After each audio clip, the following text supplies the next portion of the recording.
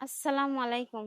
প্রিয় দর্শক, আসসালামু আলাইকুম। জীবনের গল্পে আপনাদের স্বাগতম জানাচ্ছি। দর্শক, ক্যামেরার সামনে আছে একজন বোন, তার জীবনের গল্প শুনবো। দর্শক, ভিডিওতে ওনার নাম্বারটা থাকবে, বিস্তারিত জানতে চাইলে ভিডিও থেকে নাম্বার নিয়ে যোগাযোগ করতে পারবে। আসসালামু আলাইকুম। ওয়ালাইকুম আসসালাম। কেমন আছেন? এই তো কোনমতে আছি ভাই, বেশি ভালো নাই। বেশি ভালো নাই? না, আচ্ছা, কি জন্য ভালো নাই শুনবো। নাম কি? স্বপ্না। স্বপ্না। হুম। স্বপ্নের মানুষ আছে? স্বপ্নের মানুষ থাকলে কি আর প্রতিবেদন আসা হয় ভাই? কয় কি? এত বড় হয়ে গেছেন, স্বপ্নের মানুষ নাই গা, কি সমস্যা? স্বপ্নের মানুষ নাই বলেই তো প্রতিবেদনে আইছি। হুম, একা তো আর জীবন কাটান যায় না ভাই। তাই পরিবারে আছে কে কে? পরিবারে বলতে ভাই দুঃখের বিষয় খালা ছাড়া আর কেউ নাই। বাবা মা কোথায়? বাবা মা আমি যখন ছোট তখনই মারা গেছে। দুজনেই?